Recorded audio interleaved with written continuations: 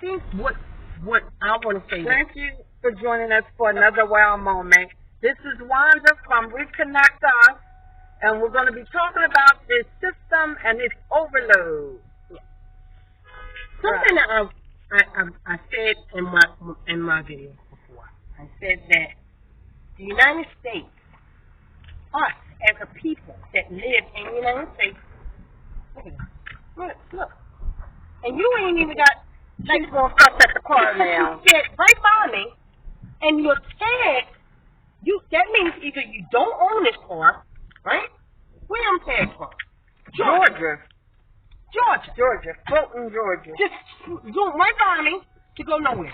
I often joke with Anisha that they go to a different driving school. Yeah. Well, something that Americans have never really thought. That if you know anyone from another country, they are familiar with what war looks like. They're familiar with coming outside their home and just seeing things desolated, like buildings, homes, families, you know. So this is what happens in other countries. But we have been, God bless America, that's real. We never saw that. We never saw anything close to what some people have experienced in their own land. So now we're starting to get a front view of what it looks like when a system begins to fall. If any of you guys ever had the customer service, PUA, okay, there's going to be total chaos. Nothing's going to be properly handled. You're going to have customer service hanging a phone up on you because people don't have the answers. They don't know what to do. They know they're working to try to achieve something, but they don't even know what it is they're trying to achieve because it's just like running into a brick wall. Well, how do you deal with an overload system? Because though you can be sympathetic and empathetic about an overload system, at the end of the day, you still have to buy bread. You still have to feed your family. Well, you know what? I'm gonna keep it 100. I'm not even gonna joke on this one. There are people in other countries that have learned to steal so they can move. And I'm not telling anybody out there to go do anything illegal. I'm saying when people's back is up against the wall and they don't know what to do, they do something because they have to survive. I don't know what to tell people when you're talking about an overloaded system because I don't believe this system is going to get any better. What I believe is that we have to put our trust and faith in God, and He's going to be the one who provides the food. It might come from a dove. Yeah? It might come from a dove. It might come from a rock. We don't know how God is going to use somebody to provide for us. Because the system, they're not equipped to provide for anybody anymore. Well, to be quite honest, not only was the world system not ready, but God's people weren't ready. The churches were not ready. The churches are looking to the world system to help. That's because the churches worship the world system. The churches emulated the world. For example, you might have people inside the church with really good intentions, and the intentions is to build the congregation, you know? But how they built the congregation is using a system way of building customers, okay? You get them with the dance, you get them, you know, that's the world. That's the world's way. That's not God's way. You know, you build the church. But just talking about God.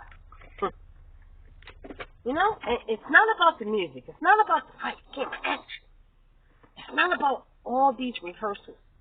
It's about preaching God's word and letting the Holy Spirit do what He has to do. So, in the meantime, I'm saying that if, and this is something I think I want to really talk about.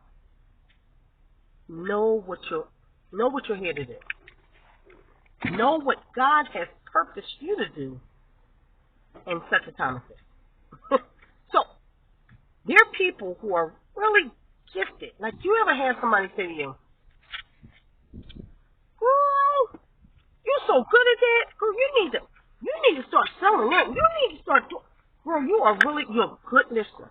Like, there's something that God put in you that nobody else can do. And whatever that is, that's where you should be working. That's where your ministry is. Like, you don't have to have 1 million people to follow you. You don't have to be recognized. But if you know you're good at encouraging people, and you might see somebody that's down, you don't even have to know them. Give them an encouraging word. You're building God's kingdom. If you know you're good at drawing cards or whatever it is, putting people's hair up in ponytails, you do whatever it is that God put inside you to do. You're building a kingdom. Because the hand is not the foot. The foot is not the mouth. We all are different parts of the body.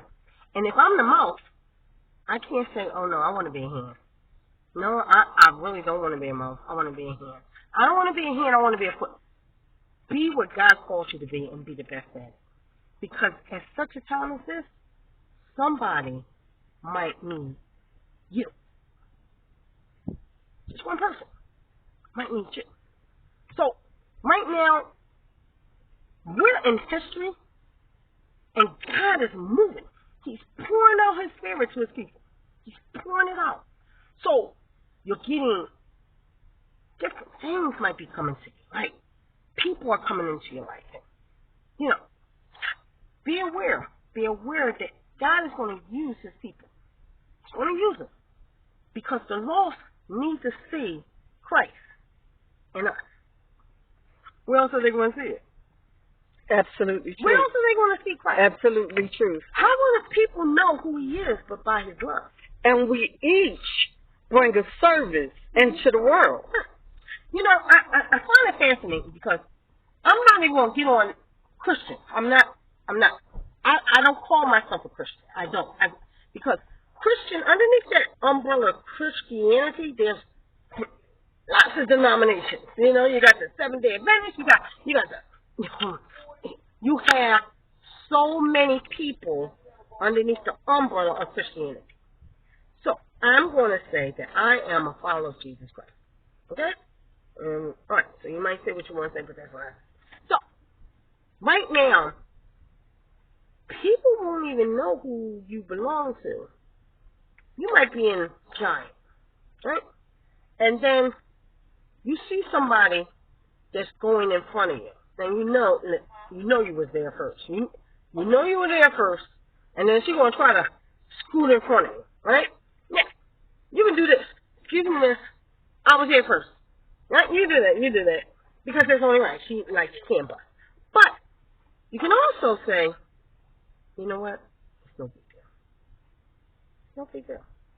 Like some things we don't always have to say. Yeah. You know what I'm saying? You don't always have to say. Not everything you say. Right. Because somebody might see Christ's love just because you don't say nothing.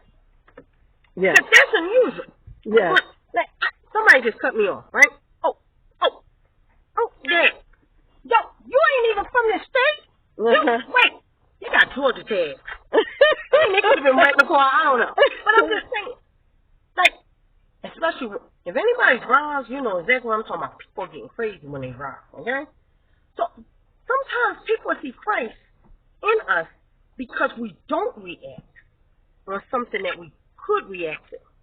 So I think the most important part about the whole system breaking down is that who do you trust? Who do we really trust?